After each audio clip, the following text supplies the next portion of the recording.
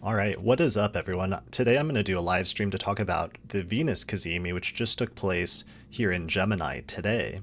So today is, what is it? It's like Tuesday, June 4th, 2024.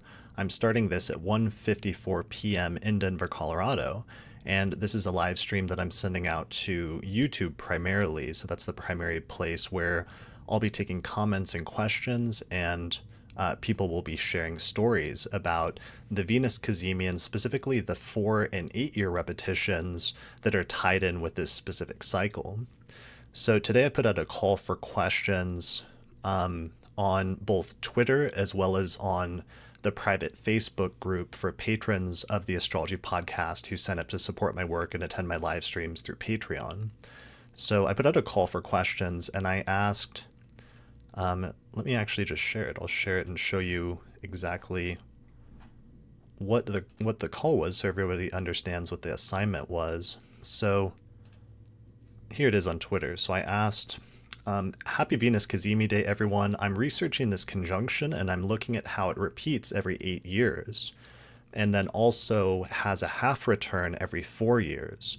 So that it takes it back to June of 2016 for the last exact repetition and June of 2020 for the half repetition.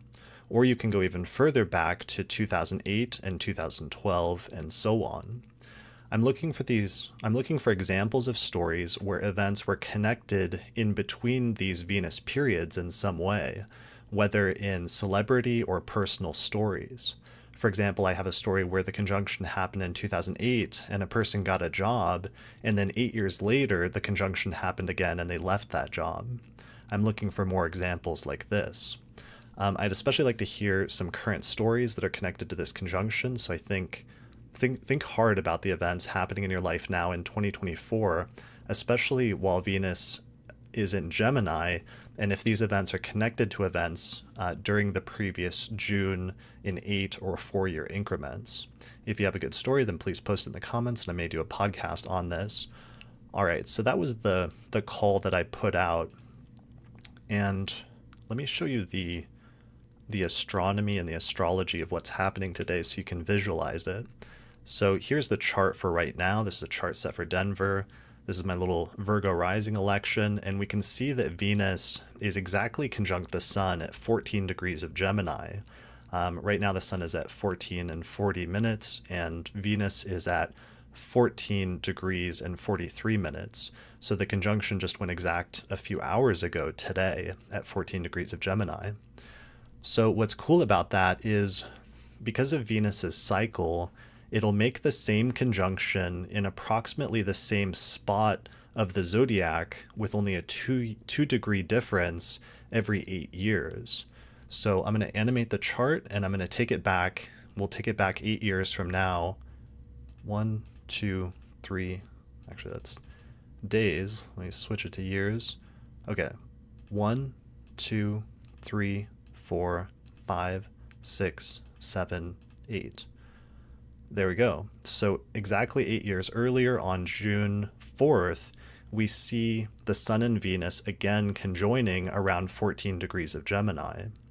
Now, the exact conjunction, actually, it's always 2 days off and about 2 degree difference. So the exact conjunction in 2016 actually went exact at 16 degrees of Gemini 2 days later on June 6th. So there's always a drift every 8 years of about 2 days and 2 degrees. But let me take it back even further. So 1, 2. Okay, so from 2016, so 1, 2, 3, 4, 5, 6, 7, 8. So there we go. That takes us back to 2008, which is 2 8-year cycles ago, or 16 years ago. We again see Venus and the Sun conjoining in Gemini. This time, it looks like they probably conjoined and met up about June 8th at about 18 degrees of Gemini. So you can see that this repetition is happening every 8 years. And then on top of that, so let's take it back to the present. So this is the exact conjunction of the Sun and Venus when Venus is moving forward and Venus is direct in motion and going forward through the signs of the zodiac and forward through the degrees. So this is otherwise known as the superior conjunction of Venus. But what's interesting is that that repeats every 8 years in the same spot of the zodiac. In this instance, we're talking about Gemini, but at the halfway point, in 4 years in between, basically, if you count in 4-year increments, you'll see Venus also conjoining in the same sign, but this time it'll be retrograde, and that's the inferior conjunction. So let me show that astronomically. All right, so here we're back to June 4th, 2024. So we're going to back it up now just 4 years. So 1, 2, 3, 4. So that takes us back to early June of 2020. And we can see that Venus had just made a retrograde conjunction with the Sun right in the middle of Gemini. So that's interesting because, again, it's activating the same sign of the zodiac. It's activating the same spot in our chart. But in this instance, Venus is retrograde. It's right in the middle of a Venus retrograde. Whereas the one we had today is when Venus is actually moving direct. And of course, as we all know, there's a much different feeling experiencing a Venus retrograde versus Venus direct and conjoining something. All right, so let me take a look at the live chat. Thanks everyone for joining me today. We've got a nice group I can see joining me in the YouTube comments. I'm also attempting to live stream it everywhere else to a few other social media platforms.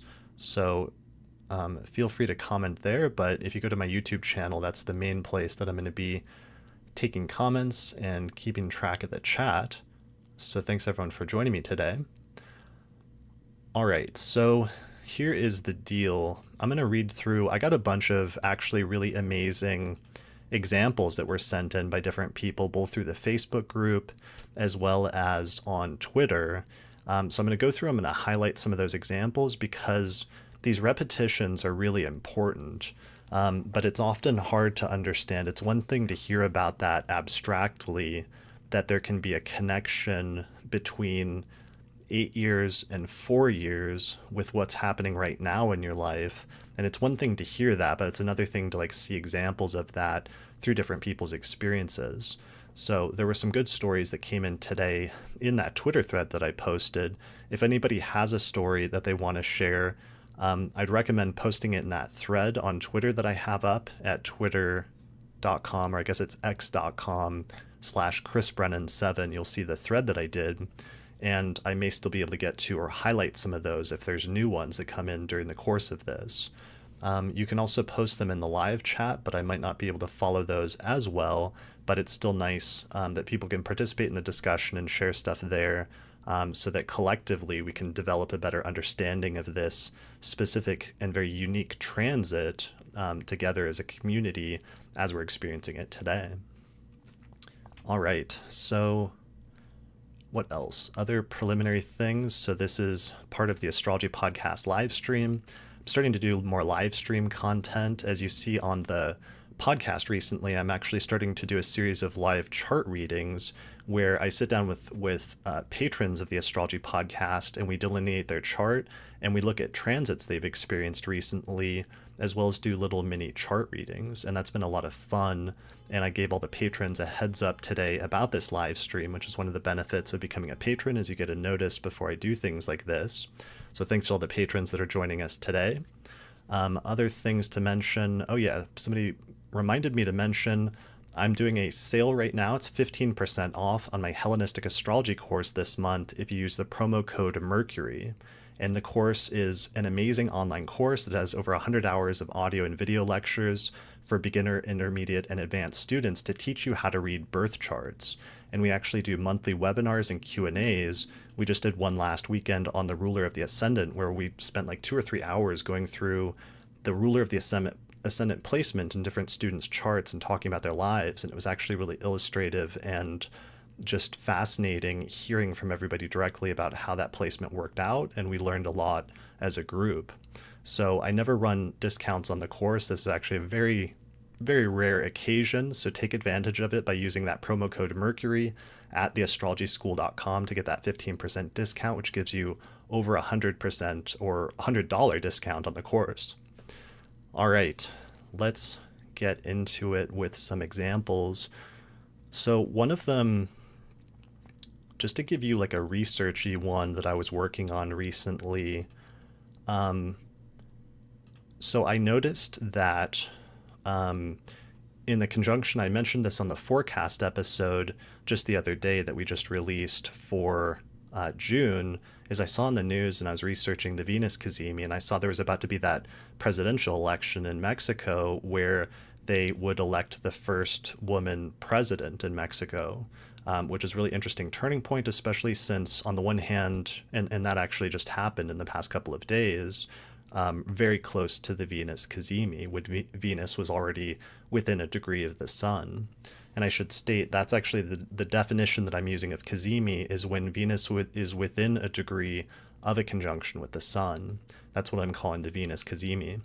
So it was interesting on the one hand because Venus traditionally in ancient astrology is one of the planets that's associated with women.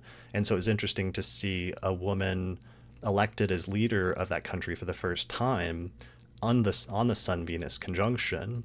It was further interesting just in a historical standpoint because of how much Mesoamerican and ancient Mexican astrology was predicated on studying Venus cycles, including the Venus retrograde and the Venus conjunctions. And if everybody remembers 2012, when there was a bunch of like kind of new age hoopla about the world ending because the Mayan calendar was ending.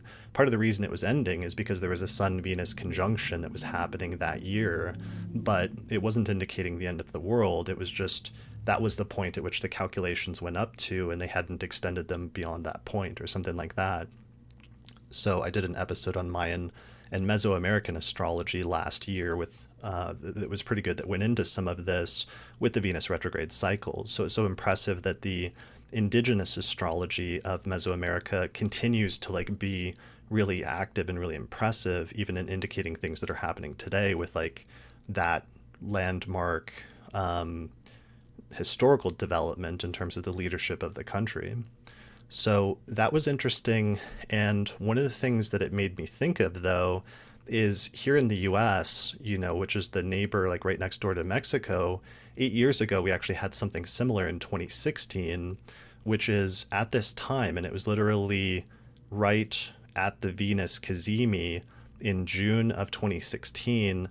That was when Hillary Clinton got enough delegates to become the official nominee for the Democratic ticket in the 2016 election. So even though she didn't end up winning the election, that ended up being still a historic moment in the sense that that was the first time in the United States that a woman had become the nominee of a major party, of either the Democratic or Republican Party. So again, it was like a milestone in some ways for women at that time.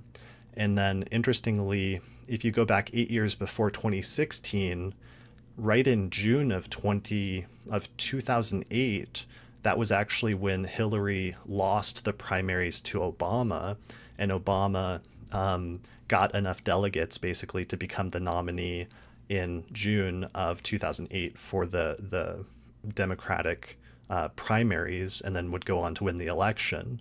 So it was interesting, both if we step outside of it, like some of the historical turning points in terms of people and sometimes the progress of like either civil rights or equality is a big Venus keyword that seems to be very relevant for Venus conjunctions, both direct and retrograde. But also it was interesting that it was tied in with her personal chronology, where she sort of had that defeat in 2008 while trying to get the nomination for the party. But then 8 years later, she was actually able to successfully pull it off and become the nominee for the party, even though she would then go on to lose the election. So sometimes that's what we're looking for, is there can be these weird connections in 8 or occasionally 4-year increments in people's lives around the time of these conjunctions. And right now with this specific one, it's always happening in around early June of these years in every 8-year increments. So early June. All right, so let's look at some other ones that came in, though, just to give you an idea of some other ones that I was looking at. All right, so let me know if you can see this. All right, so I'm going to share Twitter over here and just some of the tweets that came in to talk about. All right, so the first one is the astrologer Randon said, the last time I exhibited art was in June of 2016. This weekend, I will be exhibiting for the first time since then. I just picked up some prints today. So that's amazing. So that's an exact repetition in terms of like displaying one's artwork coinciding with the Venus Cazimi way back in June of 2016.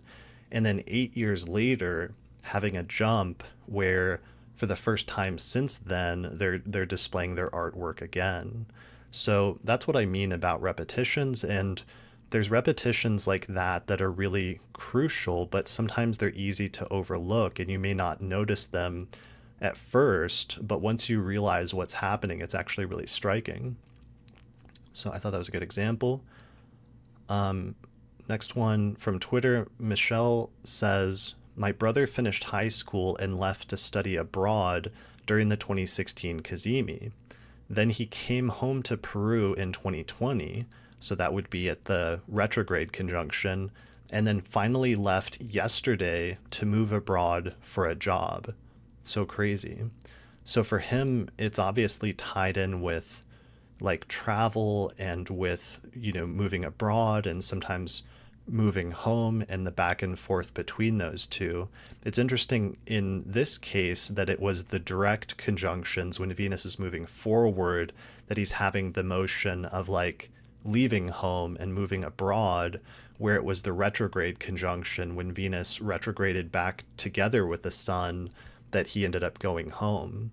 So there could be something to that we might want to pay attention to in terms of studying this, and in terms of whether the motion of the sun and Venus moving apart at the direct conjunction is part of what's happening, or if it's the motion of Venus and the sun moving.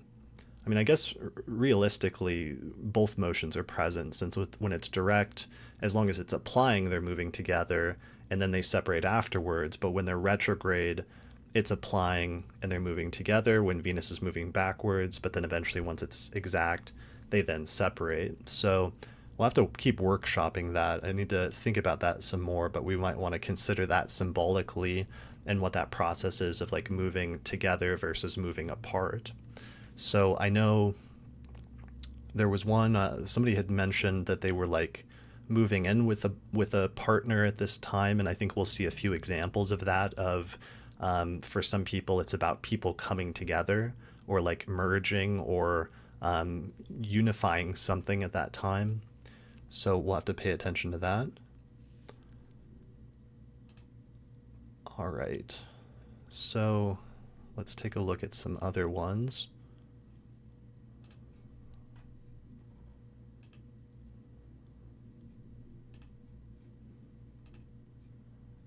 All right, so this was a good one. So on Twitter, Aries Mars Venus says, June of 2016, I just got back into town. I ran into a friend of a friend that was extra flirty. November of the same year of 2016, a certain president was elected, and the same night the friend of a friend kissed me for the first time. I should have known then. June 20th, 2020, so that's during the Venus retrograde in Gemini, the friend of the friend and I got married. So this is really interesting. And then 4 years later, June 4th, 2024, friend of a friend served for divorce. So that's a really incredible connection there in both 4 and 8-year increments, where on the one hand, in 2016, essentially, the relationship and the two started moving together in June of 2016 during the first direct conjunction. But then the next direct conjunction in June of 2024 bookended the two of them moving apart, basically, and finalizing the divorce. But notice that right in the middle of that, in 2020, the Venus retrograde was actually when they got married. So it's like the midpoint, the 4-year midpoint, can still often act as this really crucial turning point, and sometimes it can be just as important as the direct conjunction itself. So I thought that was a really amazing example. I'm sorry, Aries, that you're going through that and stuff, but I hope it's, opening you up for bigger and better things in the future. But it's cool from just an astrological standpoint, being able to at least step outside of it and see that pattern in your life happening literally as it's happening today. So thanks for sharing that example. I appreciate it. All right. Let me check the live chat. Does that example like jog any memories for people or anything that's happened? Not all of the Venus retrograde things or Venus conjunction things are related to relationships. Sometimes it can be related to a number of different things like career, friends, your living situation. Part of it depends on where the conjunction falls in your chart, especially what house. But there can be other factors as well, including for some people, they seem to respond strongly to what houses Venus rules natally as being part of what's being activated. So let me check out the live chat. Mariana in the live chat says, in 2020, June of 2020, I was planning to move, starting a beautiful period of my life with a friend. Now I'm about to migrate, joining the crush, online date, new period, Gemini rising, moon in Taurus. Okay, so it's like a repetition in 4-year increments of relationship stuff. And yeah, having Gemini rising, that would make it more important for you. I think that that's part of the key, is sometimes if you have a mutable sign rising, this conjunction of Venus and Gemini will probably be more important for you because it'll be in one of the 4 angular houses, which are the most prominent and important houses in the chart. So that's one thing to pay attention to, is just for this cycle at least, that people with mutable signs rising, which is like Gemini, Virgo, Sagittarius, and Pisces, this conjunction may be more personally important for you. But it's not the only conjunction. There will be other conjunctions and other signs. Venus actually makes a star, because it makes the conjunctions in 5 different signs total over the course of an 8-year period. And then in those signs, it retrogrades and moves backwards by 2 degrees or 2 days each conjunction until eventually it drifts into other signs. So I've talked about that in numerous other episodes. I've talked about that pattern with Ariel Gutman in the Venus Star Point discussions on the podcast before, so you can look that up. I've also had many discussions with Nick Dagan Best about Venus retrograde periods and how that's tied in with this 8-year cycle and these 8-year repetitions. So you can search for that. We did a great Venus retrograde episode last summer while the Venus retrograde in Leo was taking place. So this is connected to Venus retrogrades, essentially, as we can see, because even though we're at the direct conjunction right now, these other 4-year increments are connecting it to 4 years ago, to June of 2020, which was when Venus was retrograde. So what we're seeing a little bit here is the interchange between direct conjunctions versus retrograde conjunctions, and that can tie things directly back into specific Venus retrograde cycles. All right.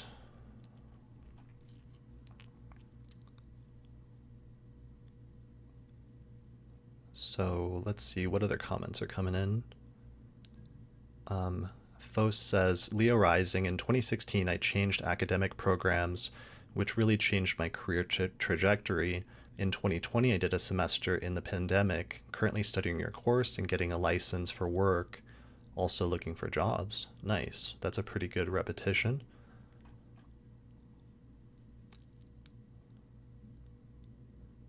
I wish I could highlight these comments. Let me see if I can. Actually, I'll skip that for now, but Let me go through some more Twitter ones because I know there were others that I wanted to highlight. Okay, so here's another one.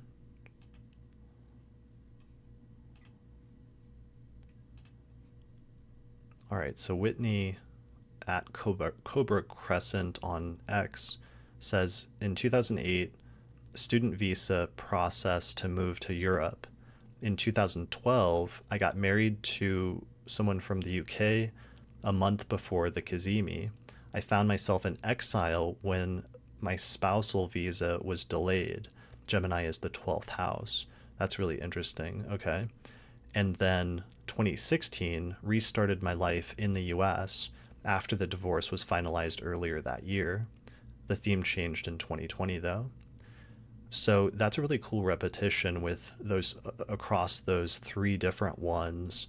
And one of the things it reminds me of is just sometimes we're clearly seeing something begin under one conjunction and then something come to an end under another conjunction.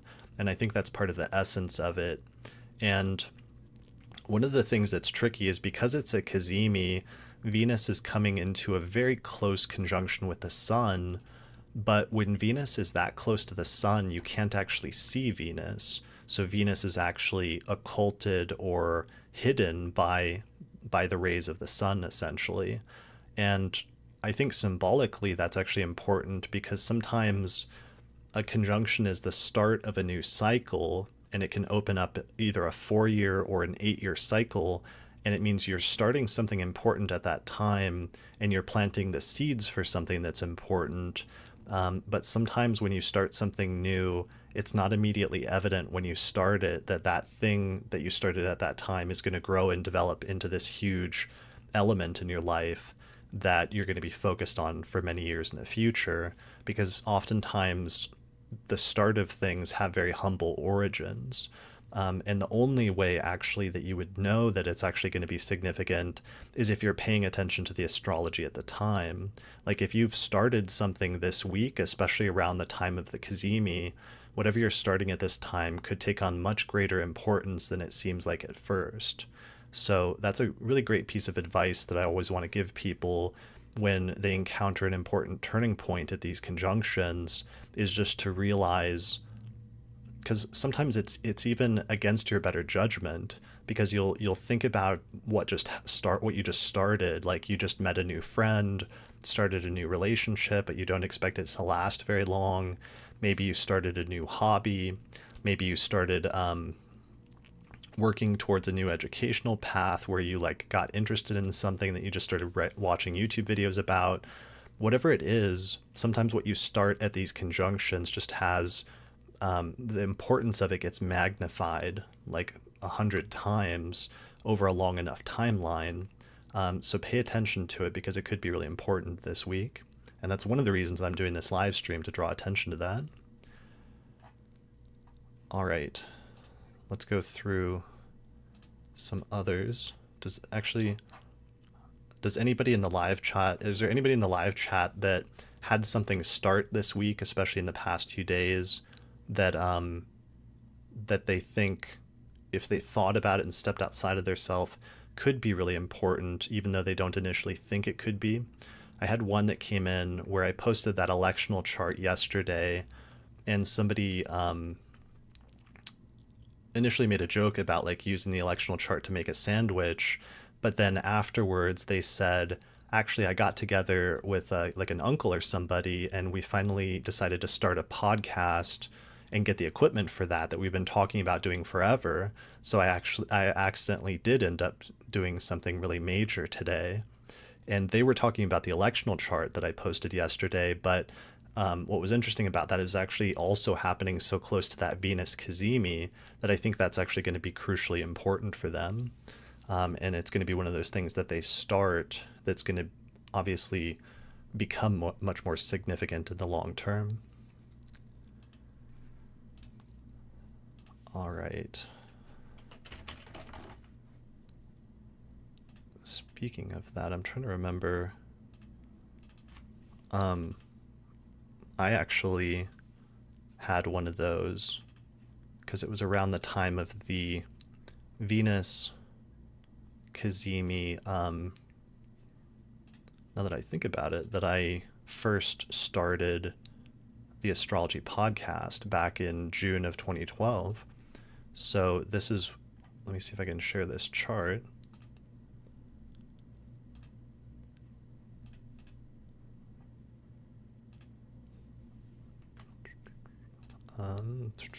All right, let me see.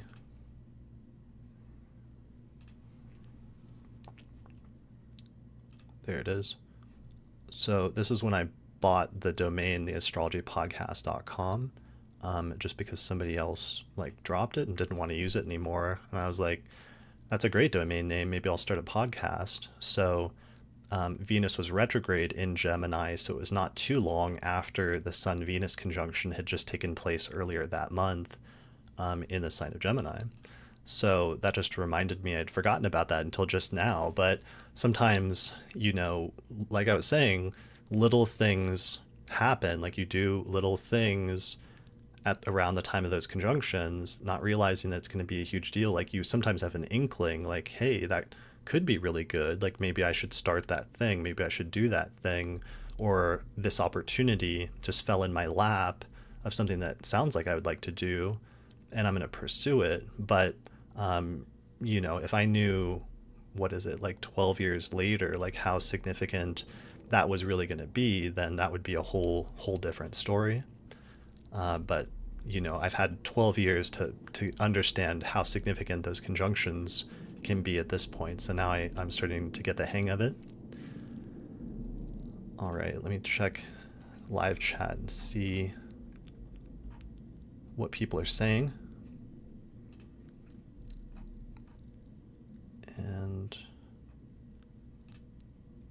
let me see if I can share this.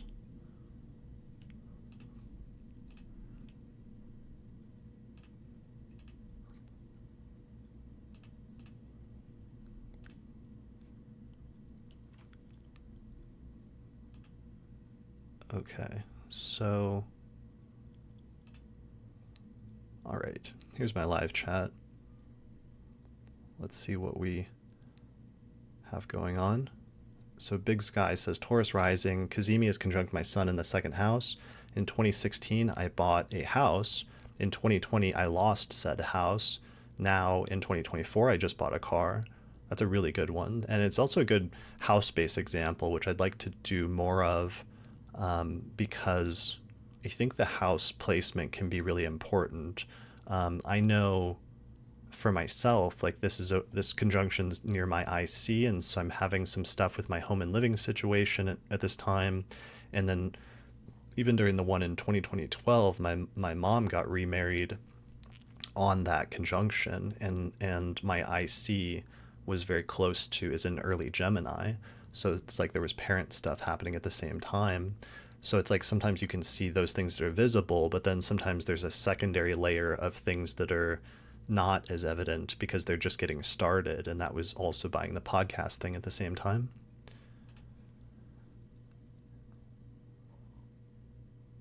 Okay, Beatrice, or this person says, I've made permanent steps to move on from an ex, restricting communication and access so I can focus on my creativity, which is writing. All right, what else? I just lost a bond in my Eros where I failed at something I initiated in 2016, 20-year Gemini period. Terrible. All right, that's tricky. I'll have to do a zodiac releasing one at one point.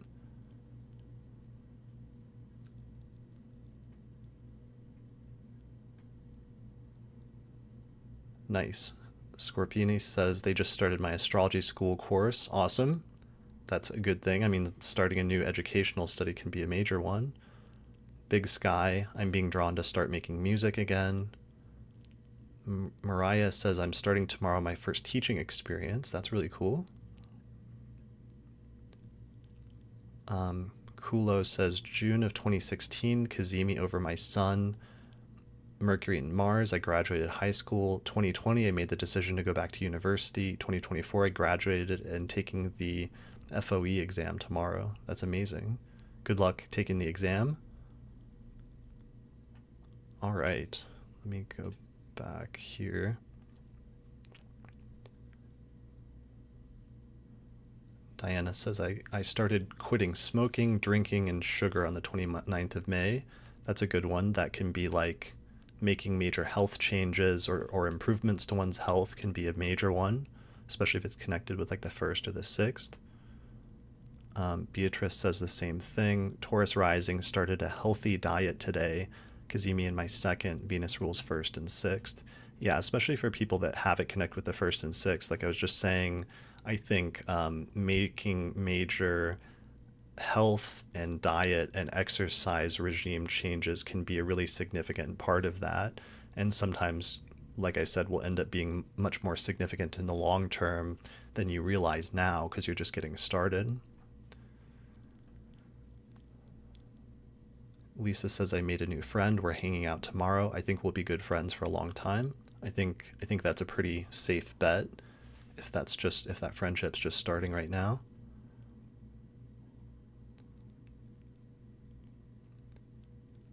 Anna Maria asks, what about doing it within the orb of the Cazimi? Yeah, I think there's actually a large orb with it. And even though we're focused on today it going exact and that being the most important point, I think there's like an arc that extends out from the Cazimi quite a ways. And in reality, I think it probably encompasses the entirety of Venus's transit through Gemini, because if the conjunction is in that sign, then it's kind of active for the entire time that Venus is transiting through Gemini. So that's one of the thing about researching these conjunctions and their repetitions in your life. Don't restrict the time frame too much to just like the day of the conjunction, because at the very least, I think it's going to last for the entirety of Venus transiting through Gemini. And even for some people, I'm noticing that they're having important events taking place that year in the 8 and 4-year increments. And it may be because there's other parts of Venus's transit that'll happen during the course of this year that hit something in a special way in your chart that could be significant. So as we're researching this as a community, let's pay attention to just what's happening, especially around this time of the year for you, because Venus is going to be having that repetition in 4 and 8-year increments for the entirety of that time span. But of course, the exact conjunction, there's always an intensity that's much more heightened around the time of an exact alignment. And even like this entire week, Venus has been largely within a degree of the sun. So it's kind of like traveling in the heart of the sun within a degree for quite a while right now. All right. Yuljana says, I had a job interview today. 12 plus years of freelancing might be coming to an end. Conjunction on my IC at 13 degrees in the 5th whole sign house. That's amazing. That's a really good one. So yeah, that could be the end of a whole 12-year period with the conjunction happening on the IC, which then of course is also opposing and activating the degree of the midheaven at the same time. Astral Amulet says, I started gardening. That's cool. I mean, that could be a big deal. Some people become really big time gardeners.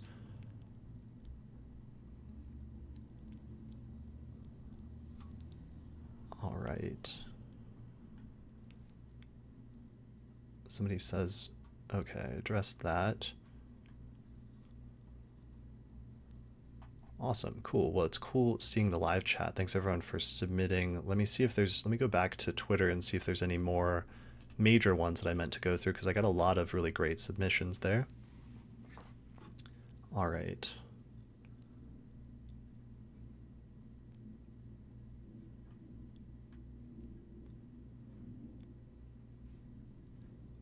Okay, so let me share this.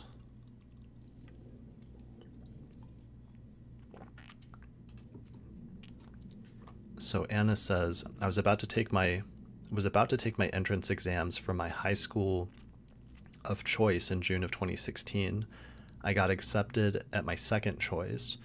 June 2020 figured out what I want to do in regards of university and got in. June of 2024, I'm about to take my entrance exam in order to apply to a master's program. That's amazing. So it's connecting the process of these different educational opportunities and the different steps basically along the way in a person's education.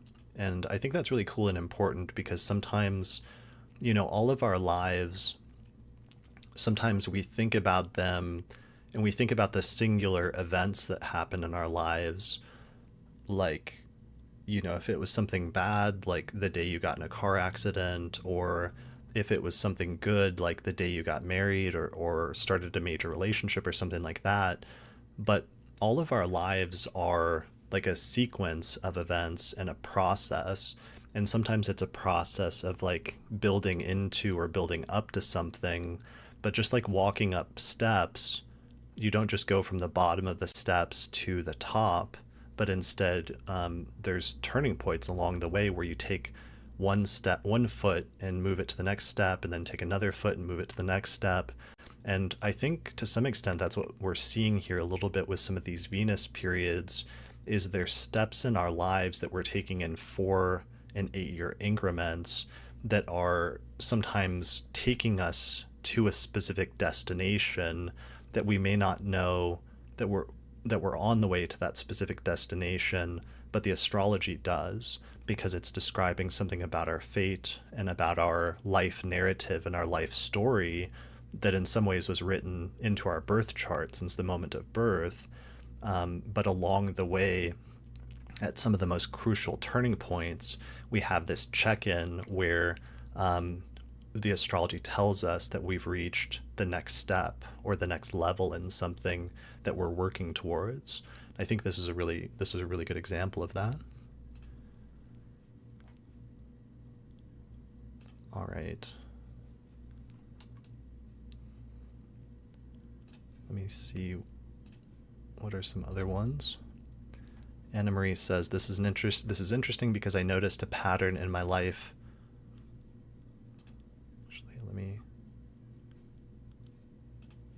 I think I'm not showing the right ones. Hold on a second. No, I haven't been. All right, let me see if that's fixed now. There we go. Okay, I think I was showing the wrong ones. Sorry about that, everyone. So Dayanara says, I don't know if this is crazy amazing, but I started working as an election official in 2020, and 4 years later, I'm sharing chairperson duties and running for office myself. I did not expect to run for office ever. Yeah, I think that's definitely connected because, again, that's one of those taking one steps towards something and then taking the next step towards something that you don't even know is part of your destiny until 4 years later. But if you hadn't taken the first step, like that first tiny step, then you wouldn't know. Then you wouldn't like arrive at that destination. Chantel says, I didn't realize this, but I totally lost my virginity during the 2016 Cazimi. I can share how that links to the Cazimi today via DMs. That's amazing. That's a good, important relationship turning point one that makes a lot of sense right on a Cazimi. Shahir says, in June of 2016, I started my first job after undergrad.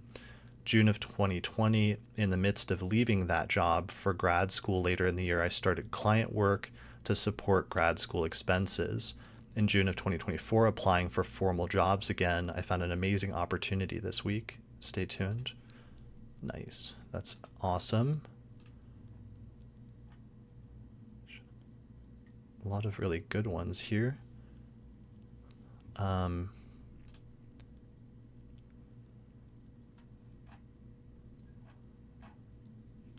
Okay, one of them was about changing careers. Okay, this seems like a long one, but I'm going to read it.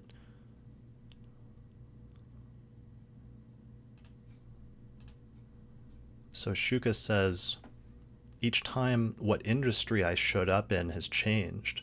In June of 2008, I had just graduated law school at the height of the recession. The career I had planned at the DA's office fell through after a year of clerking there. as the hiring freeze negated the senior law clerk position. While waiting for results, I went into the entertainment industry and became known for that. Worked as an A-list celebrities production company, at an A-list celebrity production company, met directors, got into acting, then went into production. I was reached out to by a reporter and was in the news for this shift. Lawyers who switched industries because they graduated during the recession. I did that for 4 years. 4 years. At the halfway mark in 2012, I became a class action litigation attorney. So back into law. I was then in the news for cases with successful outcomes. In 2016, while working in-house at a travel company, the public service law theme rolled back in, and I started a nonprofit for legal aid. June was when the idea formed, and we hired lawyers to draft the documents. At the same time, I got into astrology and started to be known for that.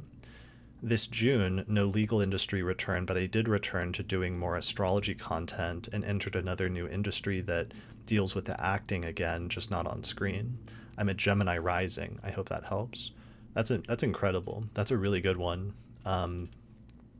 Because, and it's interesting also that they're Gemini rising because part of it was also redefining who they were and what they were doing at different points and having these almost like radical transformations of not just what they were focused on professionally, but how the world was perceiving them, as well as receiving recognition for that and like getting media coverage about it. So that's actually really cool. And I think that's, one of the things, like I said earlier, if these conjunctions are angular for you, they're probably going to be more important. That's probably the most true, especially for Gemini risings or for people that have Gemini in the 10th house or the midheaven, because these are going to this conjunction will hit the most prominent part of the chart. All right, that's a good one. Thanks for submitting that. Let me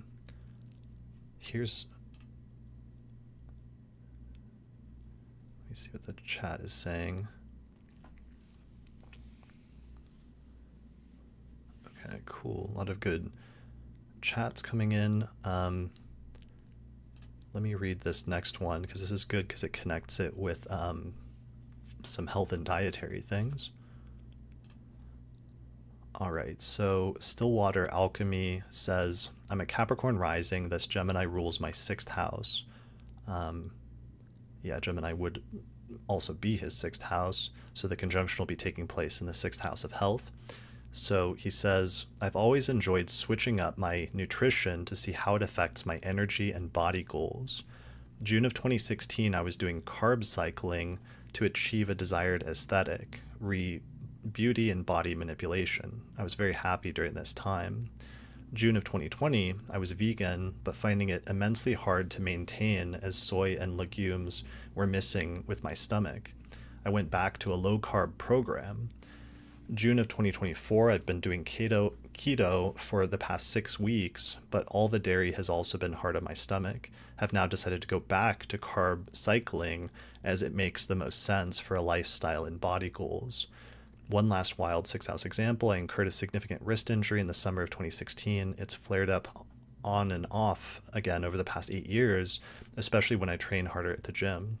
Recently, I found a new acupuncturist who has been a complete godsend to my wrist. Literally yesterday, I achieved the greatest PBS I've ever seen in the gym, all pain-free. That's incredible. So yeah, just all of these topics are coming up. So 2 things we can take from that. One, there was one instance where he ended up returning to something after 8 years, or returning to doing a specific thing after 8 years. So sometimes the connection in the 8-year increments, or occasionally in the 4-year increments, can almost be like returning and coming back to something that you had done before, so that it's connecting the past with the future can be one of the themes of these conjunctions.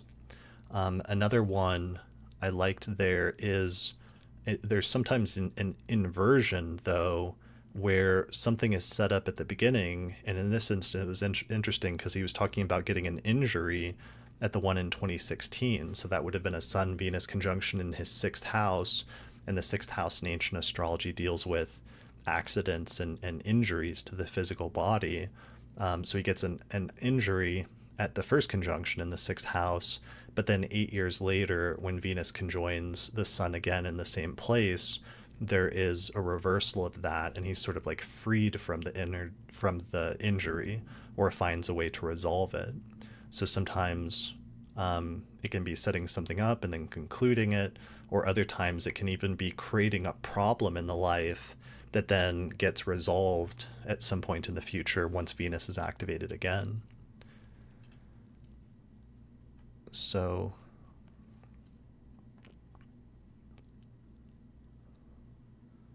Aaron says there seems to be a theme of doing a thing, undoing the thing, or leaving that thing, then coming back to that thing, but remixed. What might be the mechanics behind that?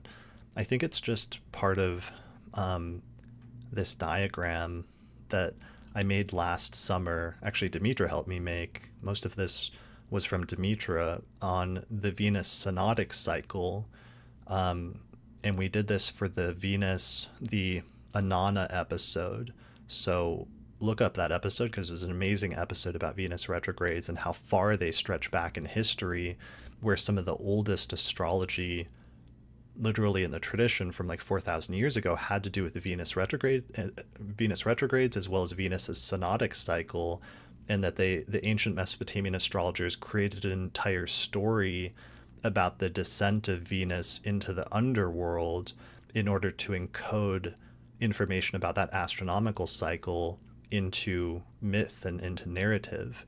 And the whole story of Venus, or of Anana, which is the name for Venus, going into the underworld, was like a metaphor for Venus going to the conjunction with the sun and basically hiding under the beams and going into the underworld. So it's a really, really deep episode where we got to some important stuff about Venus retrogrades and what it means and how it still echoes in time, because last year, I think it was quite accidental, but the Barbie movie had a narrative that was actually very similar to the ancient Venus Anana story. And it was crazy because Barbie came out like right as Venus stationed retrograde. So I think it's just tied in with this cycle and those themes, like I was saying earlier, where a conjunction is a process of the sun and Venus like coming together, and then they conjoin, and then they split apart and start moving different directions. So depending on what side of the cycle you're on, though, the motion is different. And that was one of the realizations that I had last summer during the Venus retrograde, when Venus was retrograde and conjoined the sun in Leo, is that when Venus is retrograde, the sun and Venus are moving in opposite directions, and then they conjoin, and then there's this like wrenching motion where they start moving in completely opposite directions in the zodiac, so that they're really moving apart, or they're being torn apart in some ways. Whereas when Venus is direct, like it is right now, what happens is they're both moving together in the same direction in the zodiac. I hope everyone likes the hand motions that I'm doing. I hope everyone's watching the video version, because this is very rare. If I had like sock puppets, I could pull those out, but maybe next time. So the sun and Venus are moving in the same direction in the zodiac, but their distance between them starts like closing, because one of them, Venus, starts moving faster than the sun and then conjoins it. And then they start increasing the distance again, but they're still like moving in the same direction. So I think part of the, because all of these things we take with astrology, everything we do with astrology is based on interpreting astronomical movements as having symbolic importance. And so that the movements that the celestial bodies and the planets make in the sky get mirrored down here on Earth through that principle, that ancient Hermetic principle of as above, so below, for some very strange, mysterious reason that we don't fully understand. But it is a core property of the universe that astrologers have discovered, and that we're trying to work out and articulate as best as we can, especially by doing empirical studies. But I think it's something, the core of the answer to that question of why we're seeing these similar themes repeat over and over again. I think it has to do with those two motions and just the difference of how Venus makes the conjunction when it's retrograde with the sun versus how Venus makes the conjunction when it's direct and it comes towards the sun. So that's sort of my current thinking on that, but we'll see. We'll see. Yeah, if anybody wants to, we'll put together like a sock puppet fund, and maybe we can get those for the next live stream. All right, let's see.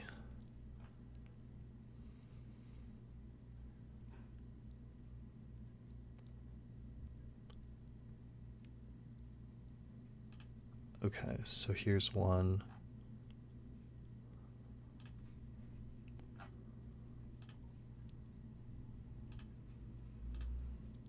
So TJ says, the last time I lived abroad was 2016, and it changed my life and marked a big new beginning for me.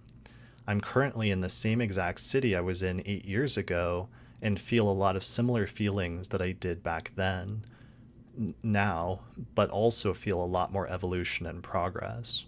So that's kind of interesting because it's like returning back to a place they had been 8 years ago. But that's the thing with planetary returns, is the planets return in this instance every 8 years, but instead of just looking at it as a circle, you always have to look at it as a spiral because we're also moving forward in time. So sometimes there's like an evolution or a development of things in a sense of like progress and going from point A to point B. But there's also sometimes, because it's a spiral or with a circle in it, there's a feeling of coming back or returning to a place that is familiar or a place that you've been before. And that's one of the most interesting things I'd like to work out about this cycle, is being able to isolate which one will be emphasized more or less for different people, the progress sense of things or the returning back to something that's familiar sense of things, because both can be present. All right.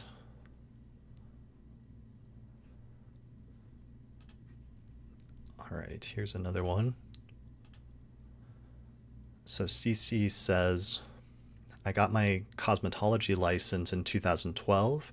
I opened my salon this week in 2016, so 4 years later, and then in 2020 left my salon to a business partner. Now I'm trying something new altogether. There's also partnership stories too, but I've already said the most. So that's really cool because this one's taking place in the 7th house. And that's cool, doing a lot of that. There's like a parallel with relationship themes, but obviously this one was very much connected to career. So that's cool. In that one, since we have a chart, we can see it was falling in the 7th house of the person. So that's a pretty good one. All right. Oh yeah, this was a good one. So Jen says, I graduated high school in the summer of 2016, and this was the catalyst for my 10 plus music biz intern adventure, 10 plus year music biz intern adventure. June of 2020, I graduated from university and got hired on at a record label plus music magazine. Now I'm independently managing an artist that went extremely viral, and we just released their debut album. So that's super cool. You can see some of the educational themes there, where Jen has the Sun and Mercury and Mars in the 10th house, and Libra is rising, so Venus is the ruler of the chart. That's another possibility, and that's something we looked at in the Venus retrogrades episodes, whether people that have Venus ruling the ascendant or Venus otherwise as a major player in the chart could respond to some of these Venus transits more. And if that was true, then that would be true for all the different planets, like people that were more dominated by the planet of like Mars as a dominant ruler in their chart. Mars retrogrades or conjunctions could be more important. Same with Mercury, same with Saturn, and so on and so forth. That's a really interesting possibility that I'm sort of researching more to see how consistently that works. But that was a good example of it.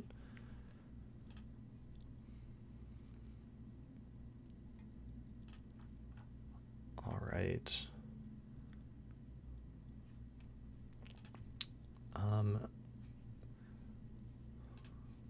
Let's do these two. So Chiz Astro says, today, transit Mercury Jupiter conjunct my natal midheaven of my daughter, Virgo / Mercury rising with Saturn, who was born 16 years ago. She's right in the middle of school exams. Hang in there, girl. So that's one. The daughter was like born, and now she's going through major exams. So that's pretty funny. Whisper says, I'm a Gemini rising, so it's my first house. 8 years ago, I was in Standing Rock protesting DAPL. 4 years ago, I was protesting and organizing for George Floyd. Now I'm protesting and organizing for Gaza. Each experience came with a redirection of my purpose, plus I experienced a strong sense of community. So that's a really interesting one, especially with Gemini rising. And yeah, that's actually like the main event that I think of usually from 4 years ago was early June of 2020, was like right in the middle of the George Floyd protests and the Black Lives Matter protests. And that was complicated because there was also eclipses taking place at the same time and other things that were going on. I remember like Breonna Taylor, for example, the day of that eclipse in June, she was like born, and it turned out she had been born on an eclipse, and then an eclipse was recurring on her birthday in like June, right when everybody was remembering and protesting in her name and things like that. So there's something about Venus retrogrades in particular that can be tied in with social movements and different things like that. And that's something that we've talked about in some of the previous Venus retrograde episodes, and that Nick Dig and Best has done a lot of work on Venus retrograde and social movements and things like that. But that can also be tied in with the conjunctions as well. All right. Let me see.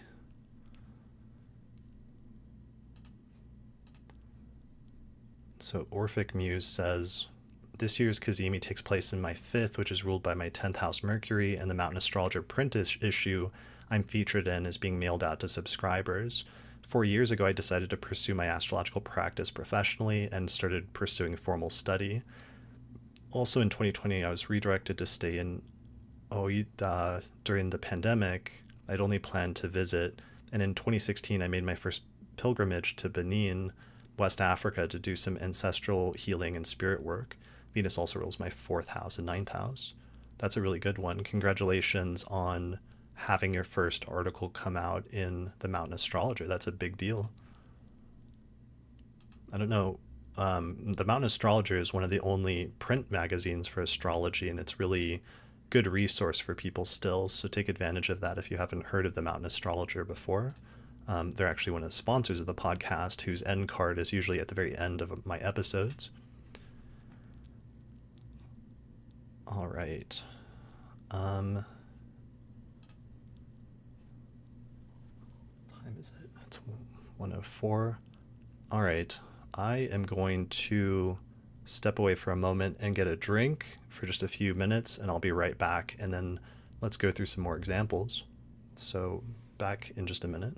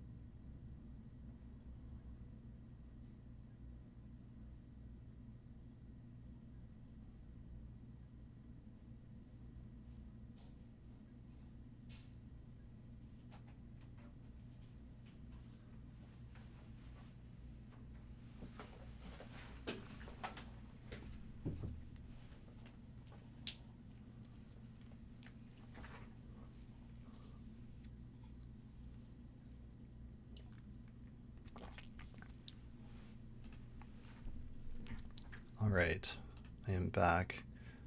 How are things going in the live chat? Let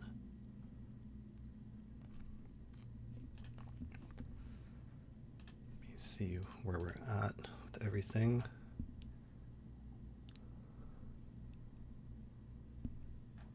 All right. I can see there's lots of people joining us in different platforms. Thanks everyone who submitted stories through Twitter. I haven't gotten to the Facebook ones yet. Let me see if there's some of those that I could do. Let me see which ones I have. Okay.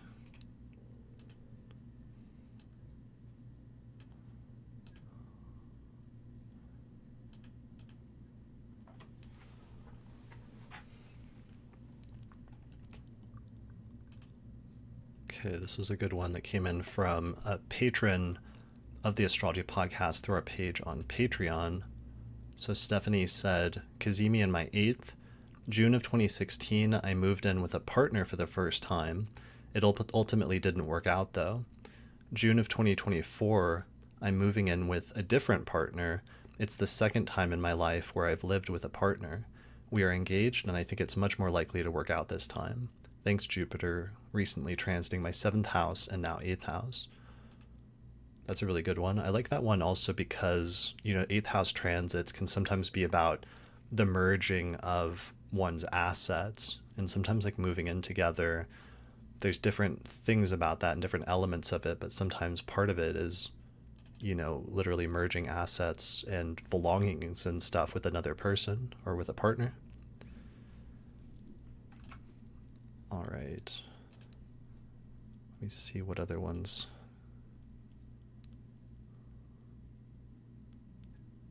Okay, so this was another one that came in through the private Facebook group for patrons of the Astrology podcast who support the podcast through Patreon. They said, this is Michelle, who says, June of 2016, my partner called me his girlfriend for the first time. June of 2020, we moved into our first house together. April of both years were catalyst points. He came to see me for the first time in 14 years in April of 2016, and he signed the contract for the house in April of 2020. And he has his Mars in Gemini at 059, opposing his Neptune at 018 Sagittarius. I'm not sure what to expect today. We got in an argument last night and I'm still upset with him, but we had an exceptionally good week and weekend this past. So that's a really good one. Yeah, and it brings a broader point where notice that Michelle is also seeing repetitions that are outside of the Venus retrograde or outside of the time frame technically of the conjunction, but it's just preceding it by like a month or two. And during those times, especially in the 8-year increments, Venus will be in the exact same place. So that's one of the reasons why I think people should be careful about constraining the orb of the events that you're looking for as, too narrowly, because sometimes, especially in the 8-year repetitions, Venus in those 8-year repetitions, it's going to be in the exact same spot roughly in the zodiac every 8 years to the same day, -2 degrees and -2 days. So as a result of that, sometimes people are going to have the exact same Venus transit around the same time or in the same month every 8 years, or Venus is going to transit through a specific house in your chart, the exact same house around the same time every 8 years. So this is one of the reasons why it's such a useful technique, because you can use it to time repetitions when you know that this transit is going to happen in exact 8-year increments. All right.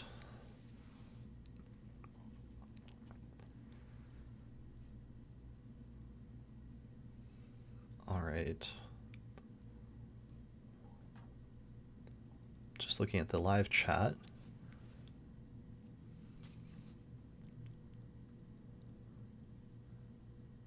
Taylor says, I have natal Venus retrograde and just realized it was moving towards Cazimi when I was born, exact 3 days after my birthday. I'm Libra rising too. Does that make it more influential to me? Yeah, I think that would actually make it more influential, because one of the things I've seen in doing my eclipse research over the past year is that people born, especially within about a week of an eclipse, oftentimes respond much more strongly to important events happening in their life in the future when eclipses happen again in the sky. And that's kind of a similar principle here, potentially, with Venus conjunctions, like Venus Cazimis or Venus retrogrades, is if you're born near one, then that may imprint that specific signature in your chart and in your life, which can make other subsequent Cazimis much more important than they might be for other people. So that's definitely something to pay attention to. Nice. In the live chat, Divine Feminine says, I'm getting married tomorrow. Gemini is my 5th house, and we're going to try to have children soon, very soon. Amazing. Congratulations. That would be cool to go back and look and see if any of those important turning points for you happened either with relationships or children in the past, under some of these previous Venus conjunction years in like 2020, 2016, and so on and so forth. But congratulations, that's amazing. All right. Let me see where we're at with the Twitter ones.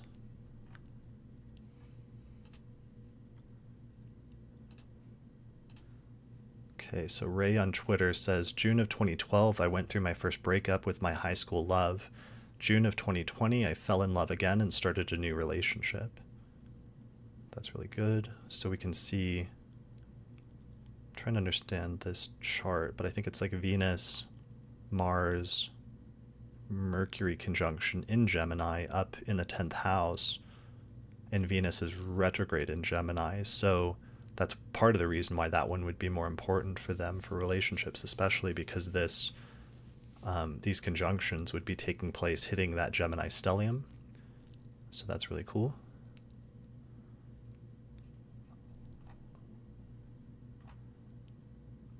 Alexander says, right now I'm in my 7th house as a Sagittarius rising. 7th house. Oh, it's in my 7th house. It's trining my Libra midheaven and part of fortune. It's also trining my 3rd house Aquarius North Node. I'm going to be on the news for the 2nd time with my photography. Photography is what I want to do with my career. That's really cool. Let me scan some of the other ones real quick.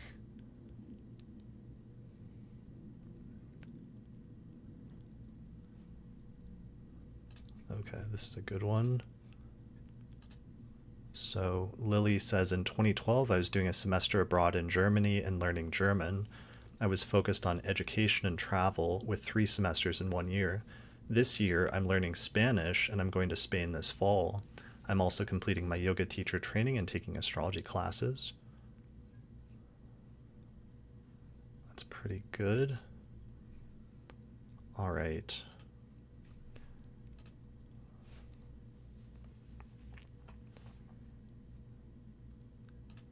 Let me scan some of these other ones. It's hard because it looks like they're getting mixed up with some ones we've already done.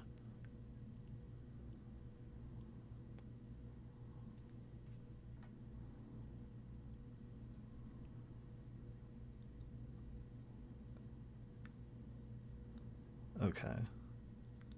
Amy says Amy says, my daughter graduated high school in 2004, college in 2008, teaching credentials in 2012, got a fantastic job in 2016. Due to the pandemic in 2020, she transitioned into a leadership role, and today in 2024, she has to fire an employee for the first time. She's a Libra with Aries rising. Okay, so that's, yeah, being a Libra, like, might be making Venus more important. That's one of the ancient methods of determining the overall ruler of the chart, known as the master of the nativity. And sometimes one of the main candidates for the master of the nativity is that it's the planet that rules the sign that the sun is in a day chart, if the sun is well placed, or it's the sign that rules the moon in a night chart if the moon is well placed. So I talked about that in a previous episode on the master of the nativity. So you can look that up if you want to find out more about that.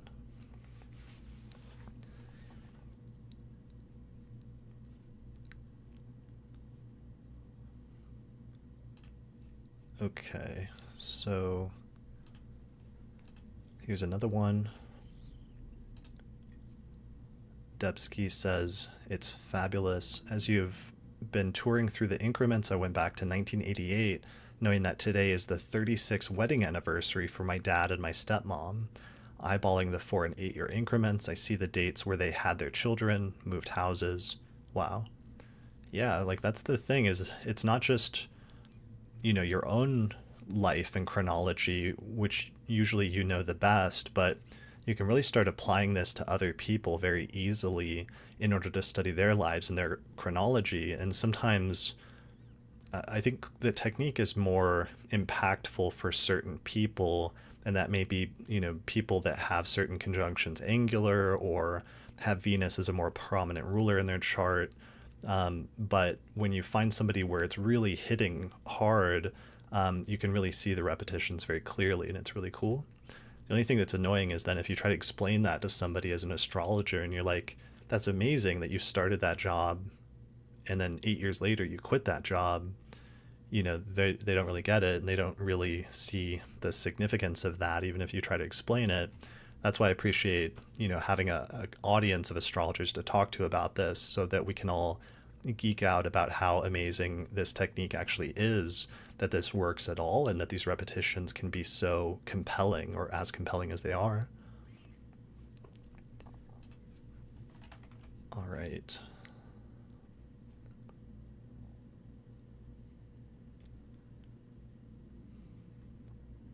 Just scrolling through.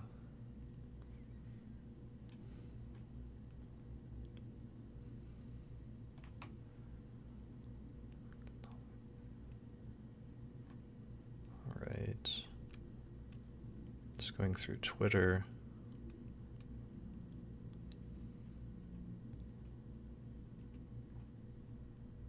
All right.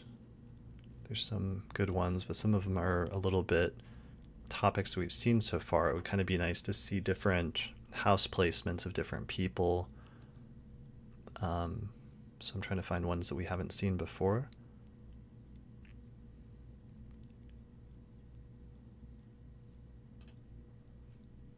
Okay, this is an interesting one. So this one, Nat says, Libra rising, Venus Cazimi in my 9th house.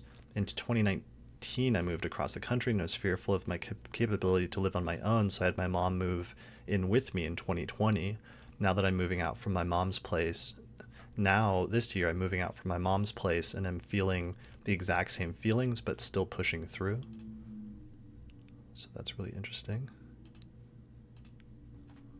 With a lot of these, you know, I'd love to see the birth chart of the person, because there's going to be reasons and like indications in the birth chart for why some of those feelings or some of those circumstances are arising.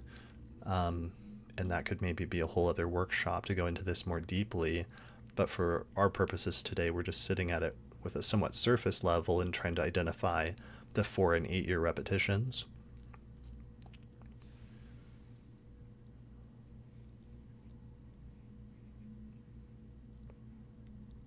Okay, so another listener says, Astrojuice on Twitter says, I ended a toxic long-term relationship very near the date of the conjunction in June of 2020. This week is my last week at my current toxic job. I've noticed that these conjunctions, I'm usually breaking free from something that I should have left long ago. I think that's really good, and that's really interesting and really deep, that could sometimes be the broader metaphorical meaning of some of the conjunctions for certain people, depending on how it's hitting the chart. It could be breaking away from something that's like not good for you. And sometimes I've noticed during like Venus retrogrades, for example, that can be a major theme. Um, which is why, for example, like last summer in the news, they were calling it the summer of breakups when Venus was retrograde because so many celebrities were getting divorced or separated at that time.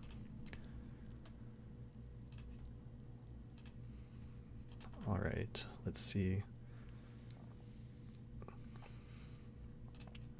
Oh yeah, this was a good little one that came in earlier.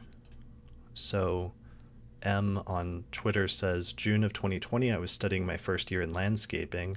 Now in June of 2024, I'm working in landscaping. That's pretty good. It's pretty good.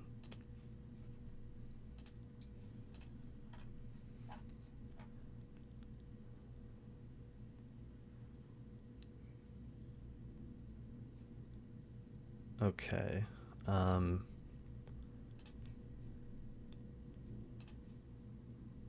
Here's another one. At Varatia on Twitter says, in June of 2016, I was an assistant manager for a tea company and hanging out with a girl with an uncommon name. On June 1st, I reconnected with a coworker from that job that I hadn't seen since I quit. And I've been hanging out with a new girl with the same uncommon name. So that's interesting. And that's an interesting thing sometimes with repetitions or with retrogrades, is sometimes it can be, I noticed this a lot with the Venus retrograde last summer, it can just be about that process of like looking backwards and reflecting on something from the past. And sometimes that can be influential or it can be life-changing, but it doesn't always have to be. Sometimes a repetition or a looking back can just be having a temporary period of reorienting where you're looking, and instead of looking to the future for a period of time, you're looking backwards to the past, which can sometimes be a necessary thing for all of us in order to reflect and see how far we've come and reassess where we want to go in the future. So sometimes I think that can be all these repetitions are about, and sometimes that's okay. Like, it's okay if it's not a major life-changing thing. It's still significant if there is a repetition or a connection that's connecting something from the present or the future with something from the past. And if it fulfills that criteria, then it's doing something that's significant and notable and worth articulating in all of our lives and all of our charts.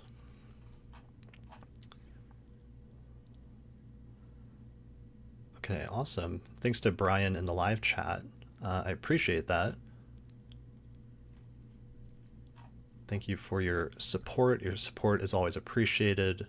As I'm doing this stuff, I'm going to try to do more live streams and stuff, because the YouTube algorithm seems to really prefer it, and it's also nice in order to be able to do things on the fly that's a little bit less prepared, even though it's a little messier, but it can be fun. Scroll through the rest of the chat. All right. Awesome. Thanks everyone for joining me in the live chat. It seems like a really good group today. All right, let me go back to Twitter. Here's a really simple one, but sometimes simplicity is perfect. Carla says, bought a new house in the summer of 2016, selling said house now. That's good. That's really good. I like that.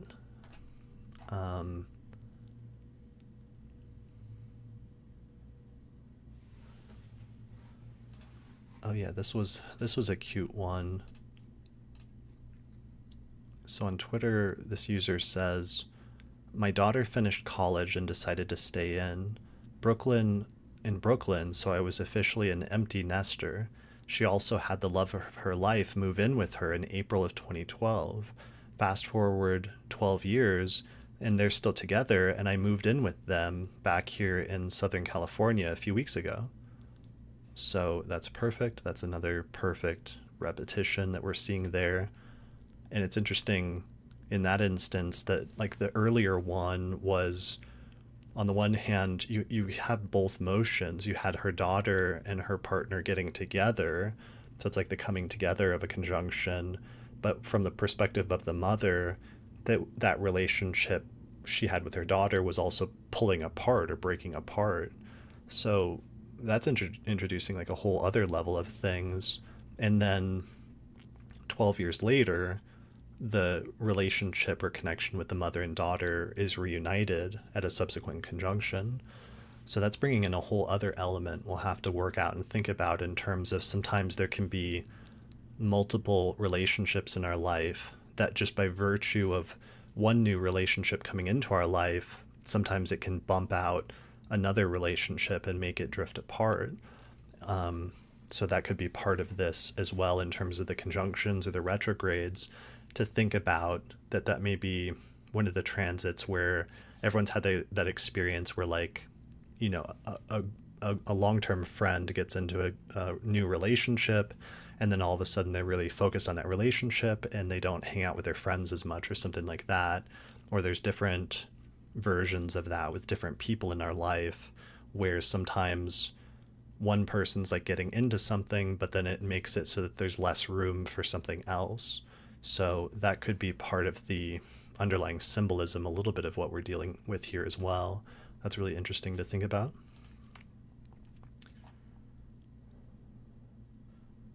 Yeah, Aaron says, or vice versa, someone leaves and someone else comes in.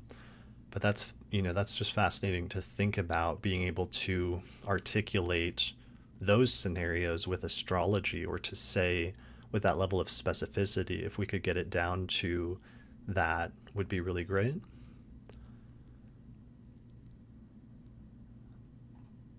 All right.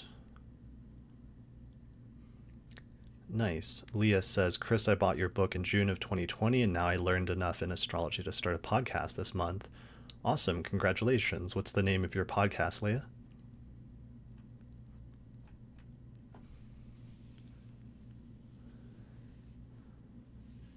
All right. What are the other comments?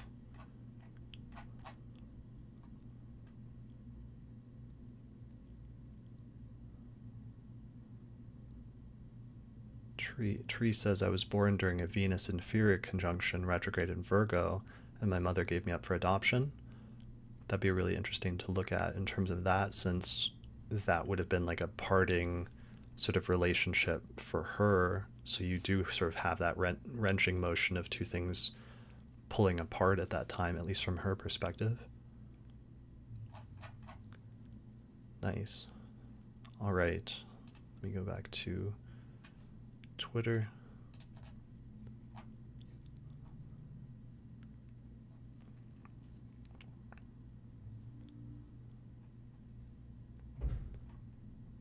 One listener says,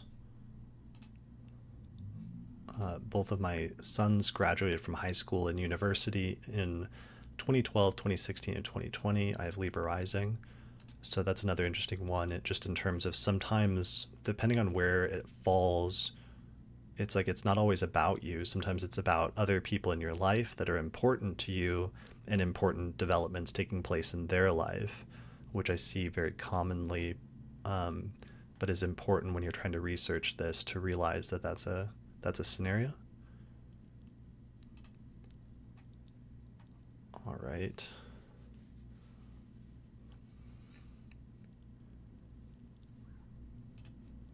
Oh yeah, this is a good one. So another educational ninth house one. We've seen lots of those.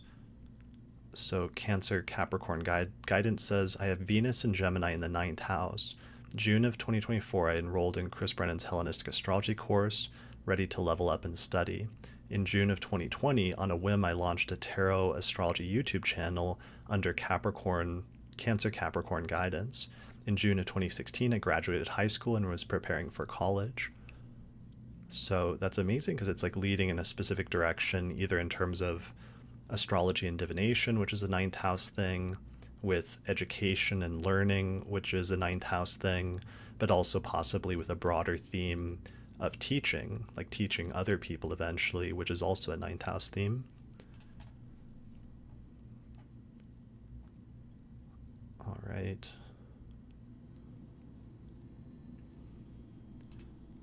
Oh, this is a really good one. Okay, so Lily says, also in early July of 2020, I had to take the day after pill because my ex forgot that I told him I was off of birth control. Now in June of 2024, me and my partner are beginning inseminations this month after months of tests and waiting. So that's a really cool one in terms of just like an echo of like children or having children being part of the theme. And sometimes there can be like an early foreshadowing of that during a previous transit, but then it's not until like another transit, another repetition, that it actually happens and manifests in a concrete way. So that's another interesting category for me that I'm always really curious about with astrology, is that we have this experience of sometimes events in our lives foreshadowing events that will take place later, and sometimes how to tell the difference between those in terms of what's a foreshadowing versus what's an actual event.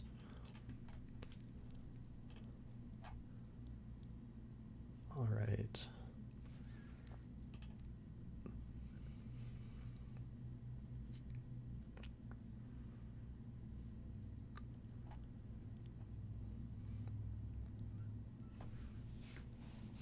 Let's see what else came in on Twitter and if there's any other good ones.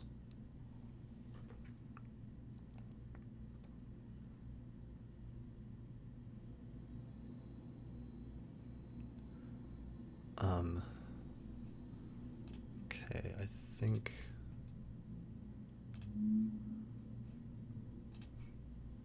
so. Here's one. They said 2016 officially began dating my first boyfriend, and then we broke up in 2017.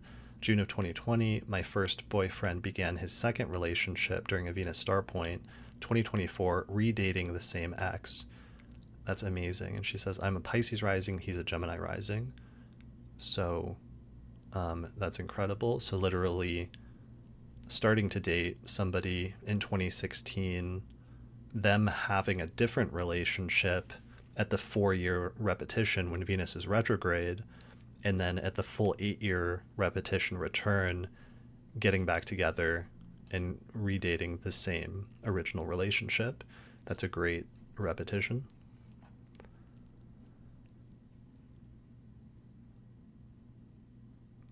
All right. There's other people that graduated school. We've had a lot of those, since those are important turning points.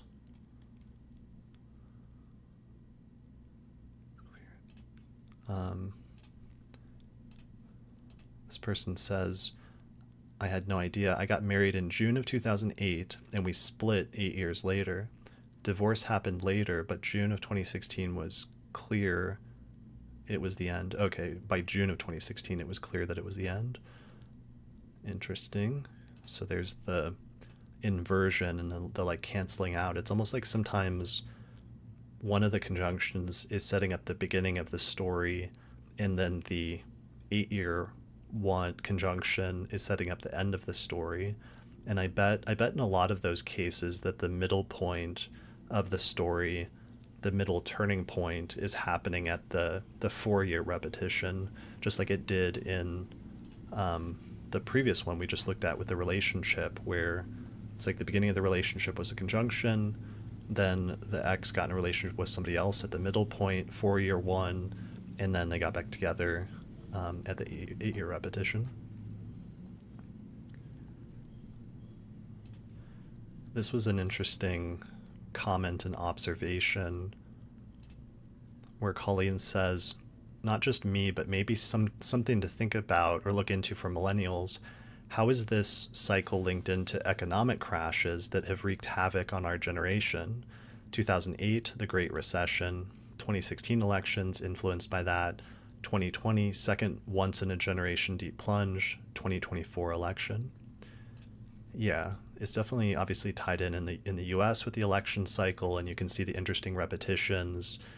And then there's also interesting stuff with like inauguration day and election day, since Venus will be relatively close to the same spot then. And I talked about Hillary Clinton and Obama and some of their turning points. That actually goes back. Nick Diggin Best was telling me that in like 1992 at the Sun-Venus conjunction in Gemini was when Bill Clinton went on Arsenio Hall and played the saxophone, and this was widely seen as like a turning point that made him more, I don't know, appealing as a candidate or something like that, that boosted his numbers a lot. So it's interesting just going back and studying these. You could go back and study them for a century to look at election cycles, probably in different countries.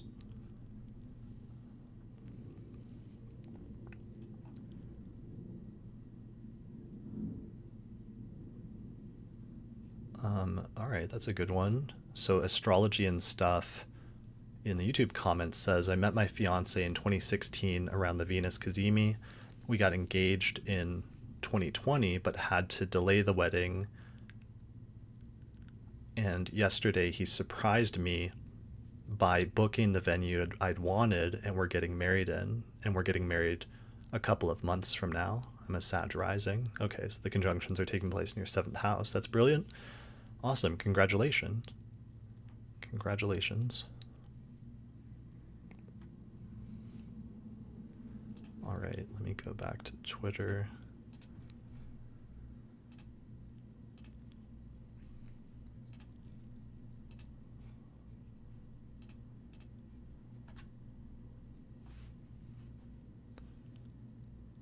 All right.